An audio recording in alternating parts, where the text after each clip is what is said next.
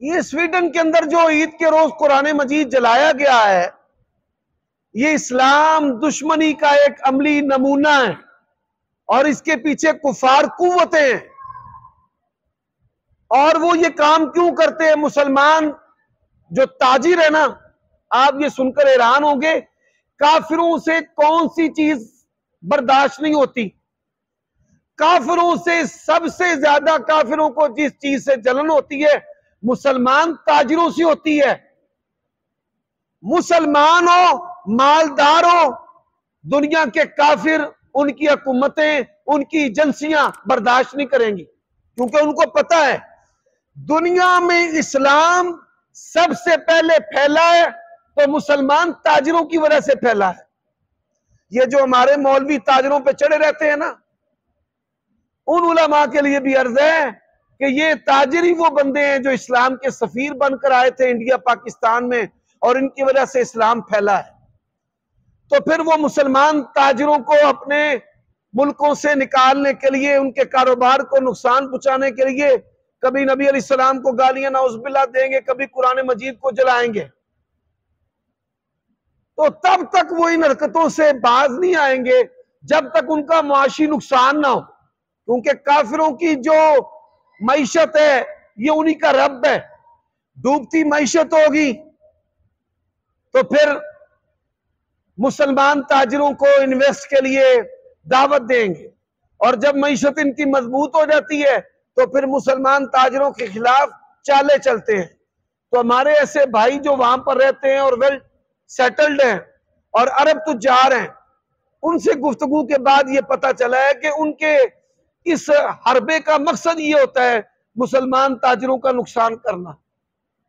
تو یہ ایک انتہائی کبھی عمل ہے، اور پھر آپ کے لیے اللہ تبارک و تعالیٰ نے اگر قدرت رکھی ہے، آپ کو طاقت دی ہے، تو آپ جس طرح بھی ان کا معاشی نقصان کر سکتے ہیں اسلام کے دائرے میں رہ کر، ویسے کریں۔ پھر قرآن مجید کا جو حق ہے اس کے لیے آپ آواز اٹھائیں کہ اس کا ادب ہے، اس نسخے کا، پھر اس کو پڑھنا ہے، پھر اس کو سمجھنا ہے، پھر اس پر عمل کرنا ہے، پھر اس کی دعوت کو عام کرنا ہے۔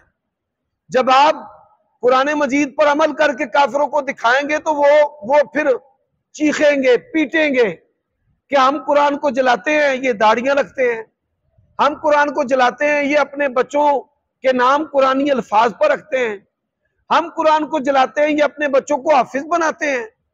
تو یہ جو چیز ہے، پھر میں یہاں پر جن لوگوں کو اللہ تعالیٰ نے مالی طاقت دی ہے، قرآن مجید کا ترجمہ، ٹرانسلیٹ، یہ غیر مسلموں کو دیکھ کر ان سے کہیں کہ آپ اس کو پڑھیں اور پڑھ کر بتائیں کہ یہ کتاب جلانے والی ہے یا اپنانے والی ہے۔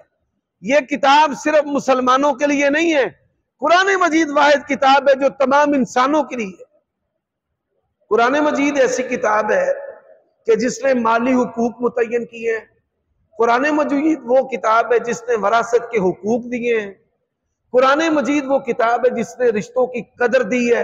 حرمت علیکم امہاتکم وبناتکم، یہ قرآن مجید وہ کتاب ہے۔ قرآن مجید وہ کتاب ہے کہ جس نے کہا ہے کہ پریگننسی کا قتل نہ کرو، حمل کا قتل نہ کرو، لا تقتلوا اولادکم۔ قرآن مجید وہ کتاب ہے کہ جس نے کہا ہے کہ نشہ آور چیزوں کا استعمال نہ کرو۔ قرآن مجید وہ کتاب ہے کہ جس نے ٹریڈنگ کے اصول دیے ہیں۔ قرآن مجید وہ کتاب ہے جس نے جہاد کے، دفاع کے اور اقدام کے احکام دیے ہیں۔ تو یہ کتاب جو ہے یہ صرف مسلمانوں کے لیے نہیں ہے، ھدی للعالمین، ھدی للناس۔ تو یہ تو نسخہ کیمیا دنیا کے تمام انسانوں کے لیے ہے۔ اللہ تعالیٰ ان کو سمجھنے کی توفیق دے۔ لا یکلف اللہ نفسا الا وسعہا۔ آپ حاکم سے ملاقات بھی کر سکتے، خط لکھے پرائم منسٹر ہاؤس کے پتے پر، پریزیڈنٹ ہاؤس کے پتے پر، GHQ راولپنڈی کے پتے پر خط لکھیں اور اس میں بہترین طریقے سے خیر خواہی کریں۔ رسول اللہ صلی اللہ علیہ وسلم کے ذرا الفاظ سنیں، من محمد رسول اللہ صلی اللہ علیہ وسلم الی عظیم الروم، صحیح بخاری کے الفاظ ہیں۔ اس کا معنی ترجمہ کرنے کی بھی ضرورت نہیں کہ اس کو اس کے وصف کے ساتھ اپنے حاکم کو اچھے الفاظ کے ساتھ لکھنا اور پھر گزارش کرنا کہ یہ میری گزارش ہے۔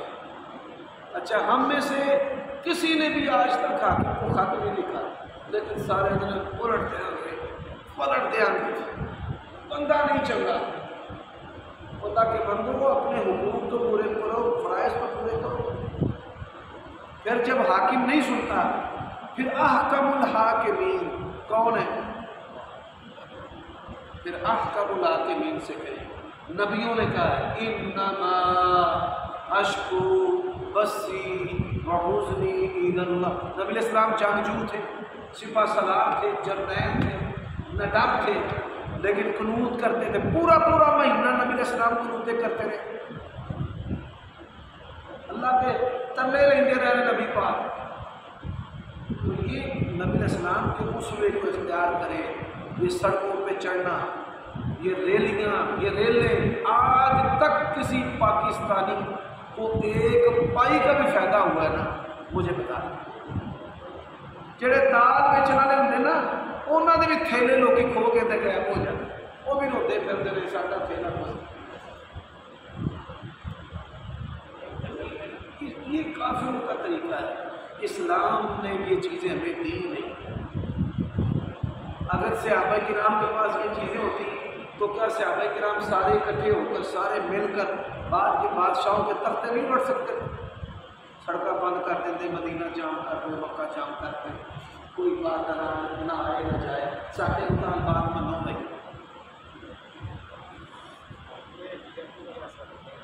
یہ جو مذہبی پاکستان کے اندر سب سے سستی سیاست مذہبی لوگوں کی ہے، پاکستان میں سب سے سستا خون مذہبی لوگوں کا ہے۔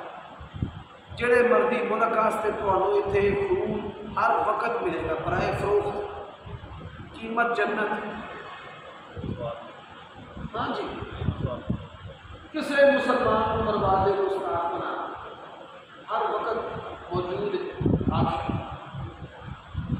جب مرضی، جس مرضی سیاسی قوت کو جس مرضی کام کے لیے استعمال کرنا،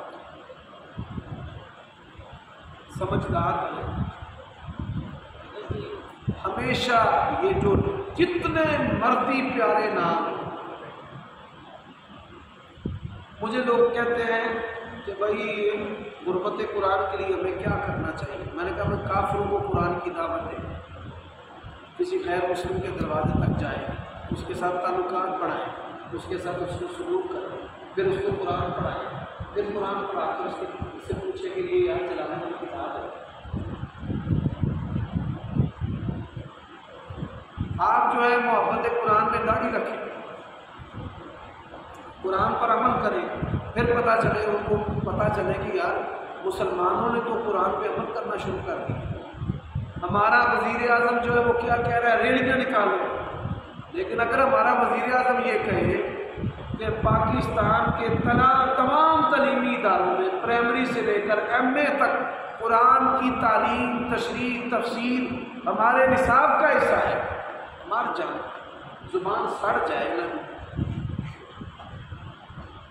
ساڈا وزیر اعظم کہے کہ آج کے بعد پاکستان کے اندر چور کا ہاتھ کاٹا جائے، 302 کے مجرم پالنے کی بجائے ہم تختہ دار پہ لٹکائیں گے، کبھی ہم بھی دیکھیں، آپ بھی دیکھیں کہ یہ قرآن سے کتنی محبت کرنے والے ہیں۔ ایک مسلمان ملک اگر ایسے کر دے گا نا، دنیا کے اندر کوئی بندہ قرآن نہیں چلائے گا، وہ ڈر جائیں گے کہ ہم نے قرآن چلایا، انہوں نے قرآن کو دستور بنا لیا، انہوں نے قرآن کو نصاب بنا لیا۔ قرآن مجید کی بے توقیری آپ نے دیکھنی ہے۔ حافظ وہ بیچارہ اپنی زندگی کا سب سے قیمتی وقت قرآن کے لیے لگاتا ہے، اور اس کو قرآن کے لیے کوئی بندہ 2 نمبر دینے کو تیار نہیں، 10 نمبر دینے کو تیار نہیں۔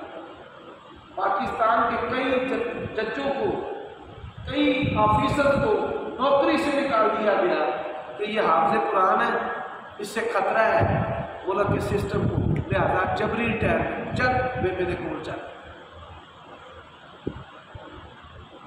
لیکن اللہ تعالیٰ نے شان دی ہے بڑے سے بڑا بے دین بھی مارا جائے، جب تک کوئی بندہ مولوی کو آگے نہ کرے اس کو کوئی دفنا سکتا ہے۔ پرویز مشرف کتنا وقت کا فرعون تھا، جب مرے تب تک اس کو زمین میں دفن نہیں کیا جب تک مولوی نے اس کا جنازہ نہیں پڑھا۔ یہ اللہ جل شانہ نے عزت دی ہے، اور علماء کو بھی اپنی اس عزت کی قدر کرنی چاہیے، کبھی احساس کم کرے۔ یقین جانیے نام اور داڑھی کی وجہ سے میں کئی دفعہ یہ سوچتا ہوں کہ داڑھی اور نام کی وجہ سے اللہ نے مولوی عمر صدیق کو معاف کر دیا کہ نام عمر ہے تو شیعہ کو تکلیف ہے، داڑھی ہے بے دین کو تکلیف ہے۔ جمہوریت کی وجہ سے جمہوریت کے ذریعہ اسلام غالب ہو سکتا ہے۔ یہ جو ڈیموکریسی نظام ہے نا پاکستان کا نظام معجون مرکب ہے۔ معجون مرکب کیا ہے کہ نہ یہ کافروں والا نظام ہے اور نہ یہ مسلمانوں والا نظام ہے۔ نام اسلامی جمہوریہ پاکستان جیسے اسلامی بینکنگ، بسم اللہ نسوار اسٹور کا ہے، نام اسلام کا ہے، لیبل اسلام کا ہے۔ جیسے منافقین نہیں کرتے اسلام کا لیبل لے لو کام کافروں والے، ایسے اسلام کا لیبل لے لو کام کافروں والے۔ اس لیے ہم ان کی تکفیر نہیں کر سکتے، ان کے خلاف خروج نہیں کر سکتے۔ حاکم اگر کافر بھی ہو تو اس کے خلاف خروج نہ کریں۔ انڈیا کے مسلمان، بنگلہ دیش کے مسلمان مجھ سے مسائل پوچھتے ہیں تو میں کہتا ہوں اپنے حاکم کے خلاف خروج نہ کرو، خواہ وہ حسینہ واجد ہے خواہ وہ موتی ہے۔ اسلام کے اندر حاکم کے خلاف خروج کرنے کی اجازت نہیں ہے، شرائط ہے۔